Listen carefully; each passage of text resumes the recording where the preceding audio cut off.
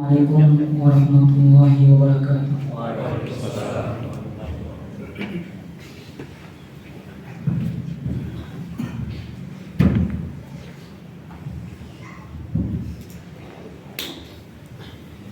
Allahu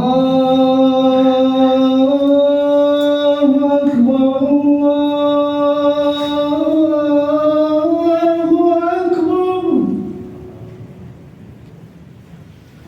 Allahu Akbar, Allahu Akbar, Allahu Akbar.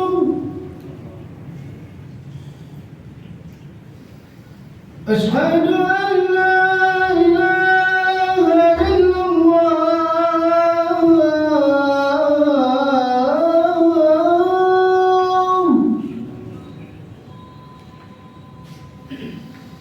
أشهد أن لا إله إلا الله.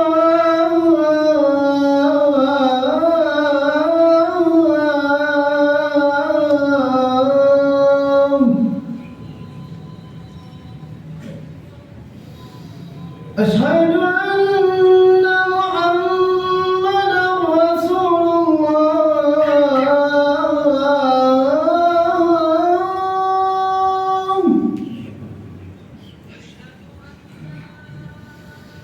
أشهد أن محمدا رسول الله.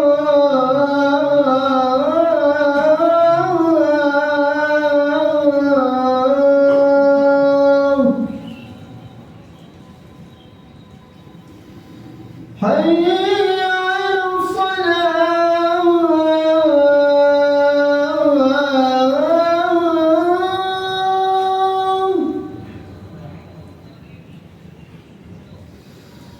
حي على الصلاة.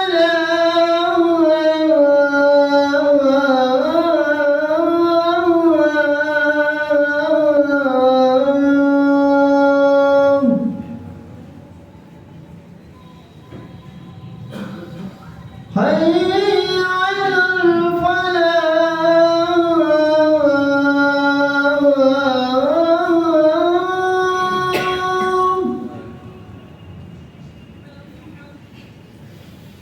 حي على الفلاح.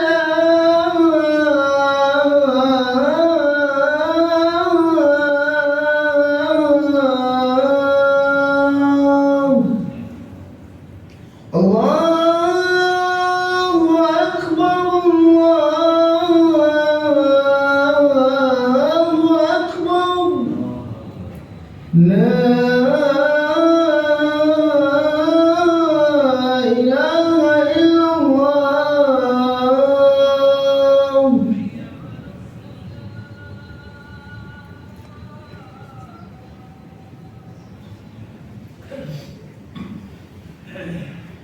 إن الحمد لله نحمده ونستعينه ونستغفره ونعوذ بالله من شرور أنفسنا ومن سيئات أعمالنا. من يهده الله فلا مضل له ومن يضلله فلا هادي له. أشهد أن لا إله إلا الله وحده لا شريك له وأشهد أن محمدا عبده ورسوله لا نبي بعده. اللهم صل وسلم وبارك على نبينا محمد وعلى آله وصحبه ومن تبعهم بإحسان إلى يوم الدين. ويا عباد الله أوصيكم ونفسي بتقوى الله فقد فاز المتقون. قال الله تعالى في كتابه العظيم: أعوذ بالله من الشيطان الرجيم. يا أيها الذين آمنوا اتقوا الله حق تقاته ولا تموتن إلا وأنتم مسلمون. Hadirin sidang jemaah salat Jumat yang dirahmati Allah Subhanahu wa taala. Kita awali dengan bersyukur kepada Allah Subhanahu wa taala. Alhamdulillah, dua nikmat yang terbesar, nikmat Islam, nikmat iman, yang mana sampai pada hari ini, hari yang mulia, masih tertanam, tertancap kuat di dalam hati kita. Bahkan sebelum berkumandang azan telah ramai kita berkumpul di masjid yang mulia ini.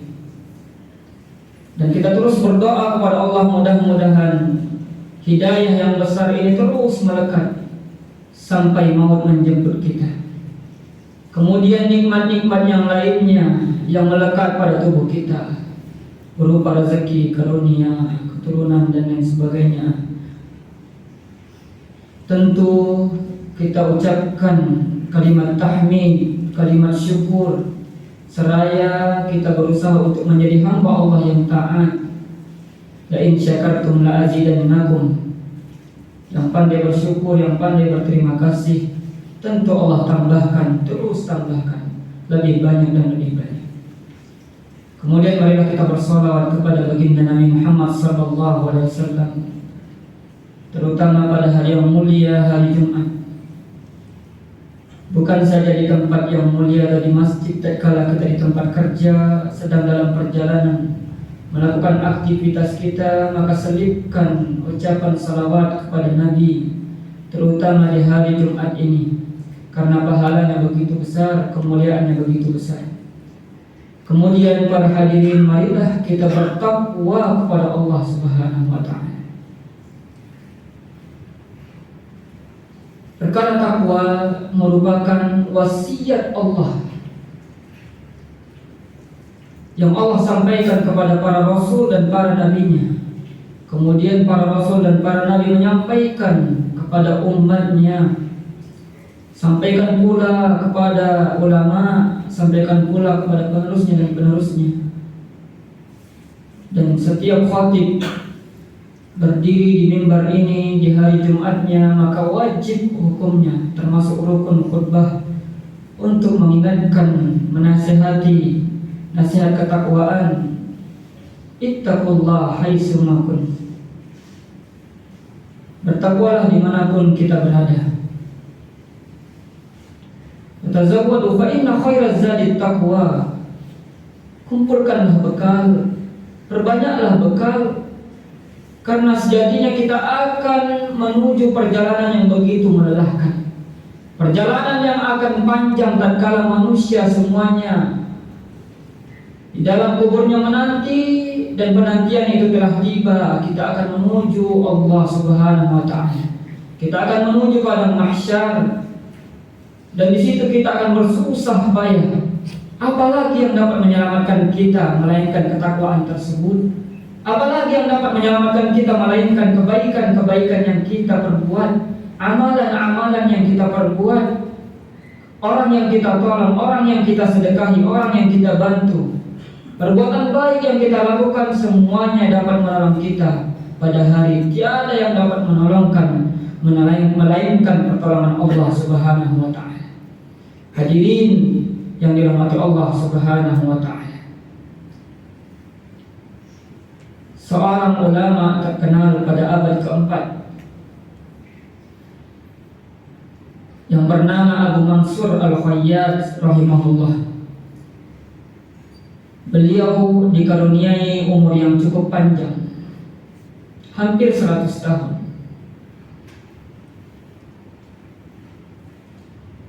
Begitu luasnya ilmu agama yang dimilikinya, kemudian kesungguhannya dalam mengajarkan Al-Quran, sehingga dia digelari dengan Al-Imam, digelari dengan Ahli Zuhud, Syekhul Islam, ulama besar, dan digelari pula Muqri yang mengajarkan Al-Quran. Ia memiliki begitu banyak murid, hampir 70 ribuan. Begitu banyak orang yang mengambil ilmu Al-Quran, yang mempelajari Al-Quran darinya, sehingga Allah muliakan, Allah angkat derajatnya. Dan tatkala ia telah meninggal,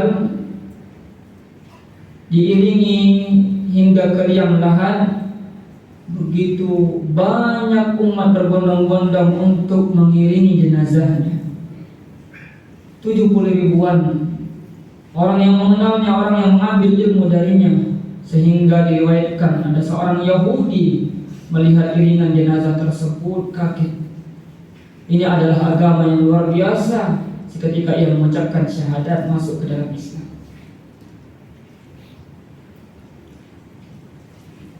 Dan dikisahkan pada satu hari atau satu malam, sahabatnya yang bernama As-Sam'ani mengatakan bahwa beliau bermimpi bertemu dengan Abu Mansur Al-Khayyat.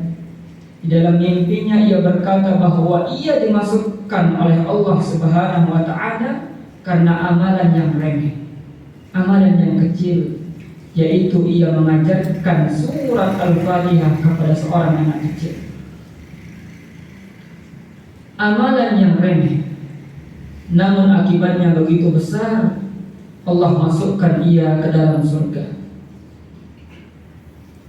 Dan begitulah Rasulullah SAW mengatakannya di dalam hadis yang sahih,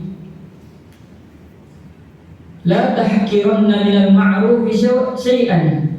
Janganlah kau meremehkan dari suatu kebaikan walaupun ia kecil. Walau antalqa akhaka biwajhin talqin. Walau engkau bertemu dengan saudaramu, dengan sahabatmu, dengan temanmu dengan wajah yang berseri-seri, dengan wajah yang penuh senyum.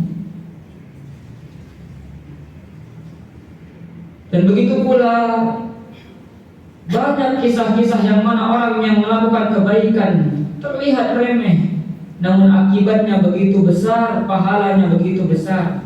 Ulama mengatakan rubba amalin sabirin tukabbiruhun niyah. Bisa saja amalan yang kecil, amalan yang remeh, yang kecil dilihat orang tak bernilai, namun pada sisi Allah ia begitu besar nilainya, bahkan bisa menyebabkan kita masuk di dalam surga.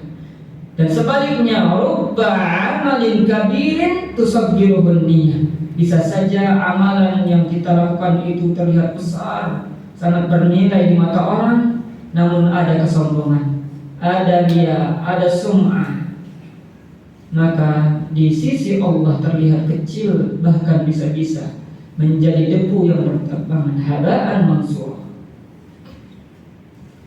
Maka saudaraku, dengarkanlah kisah-kisah yang begitu banyak. Bahkan di dalam hadis yang sahih diriwayatkan seorang wanita yang kerjaannya tidak baik, yang kita katakan seorang pelacur.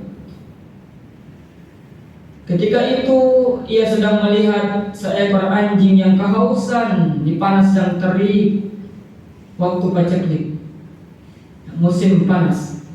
Sulit untuk mendapatkan air, namun di dalam hatinya timbul rasa iba dan kasihan. Ia bersusah payah mengambilkan air untuk memberi minum seekor anjing tersebut. Melalui amalannya yang kecil itu Allah ampuni dosa-dosanya. Allah berikan dia hidayah untuk bertaubat, kemudian Allah masukkan ia ke dalam surga.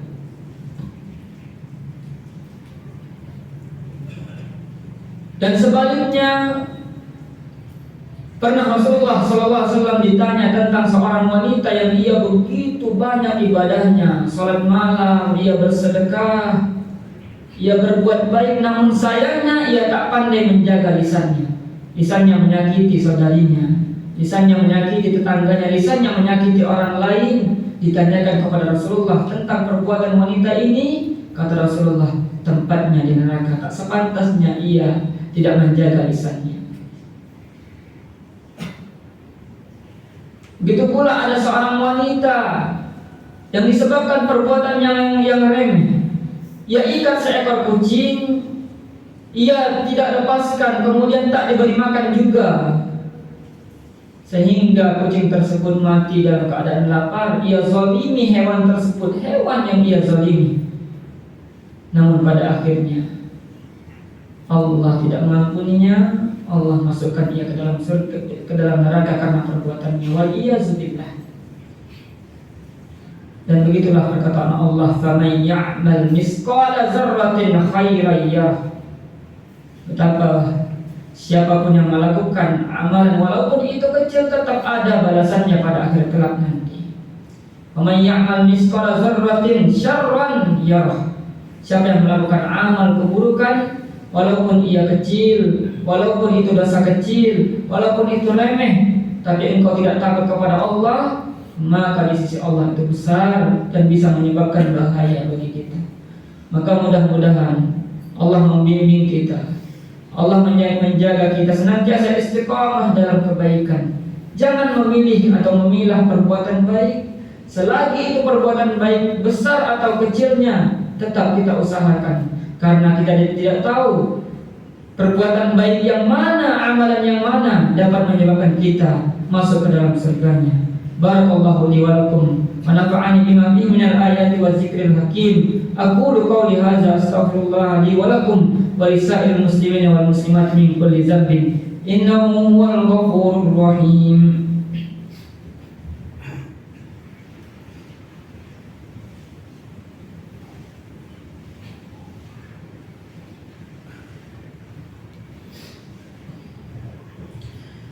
Alhamdulillahi rabbil alamin wal 'aqibatu lil muttaqin wa la 'udwana illa 'alal zalimin.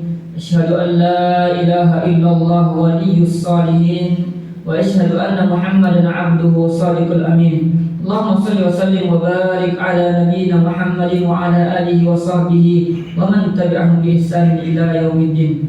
Wa ya ibadallahi usikum wa nafsi bi taqwallah faqad fazal muttaqun. Qala Allah ta'ala azza wa jalla, ya ayyuhalladzina amanu taqullaha haqqa tuqatih wa la tamutunna illa wa antum muslimun. Hadirin yang Allah muliakan, alhamdulillah kita berada di bulan Sya'ban, bulan yang mulia, dan begitulah sunnatullah, sudah merupakan ketentuan Allah. Allah memilih di antara waktu-waktu untuk Allah memuliakan. Allah pilih bulan Ramadan, Allah pilih bulan Sya'ban dan bulan-bulan lainnya. Allah pilih hari Jumat sebagai penghulu dari di antara hari. Dan begitu pula tempat-tempat yang mana Allah pilih, Allah memuliakan tempat tersebut untuk beribadah, dan siapa yang beribadah di dalamnya mendapatkan kebaikan yang besar, pahala yang besar dibandingkan tempat-tempat lainnya. Begitu pula di antara makhluknya, tak semua Allah pilih untuk menjadi beriman kepadanya. Tak semua Allah pilih untuk menjadi pewaris para nabi. Tak semua Allah pilih untuk menjadi nabi dan rasulnya. Begitulah sunnatullah, dan Allah sama sekali tidak dipertanyakan apa yang ia lakukan, sedangkan makhluknya, sedangkan kita hambanya akan dipertanyakan apa yang kita perbuat. Maka sudah sepantasnya di bulan yang mulia ini, di dalam hadis yang diriwayatkan dari sahabat Usamah bin Zaid, beliau mengatakan, dan beliau bertanya kepada Rasulullah ketika itu, ya Rasulullah, ma araka tasumu syahran minasy-syuhur min syahri Sya'ban. Ya Rasulullah, tidaklah aku melihat engkau berpuasa begitu banyak, begitu seringnya berpuasa sunnah di antara bulan-bulan lain melainkan bulan Sya'ban. Maka Rasulullah menjawab, zaka syahrun yaqulun nasu anhu. Itulah di bulan tersebut banyak manusia yang lalai, banyak manusia yang enggan mengerjakan kebaikan, bahkan kebanyakan mereka bermaksiat. Wa huwa syahrun turfa'u fihi al-a'malu ila rabbil alamin.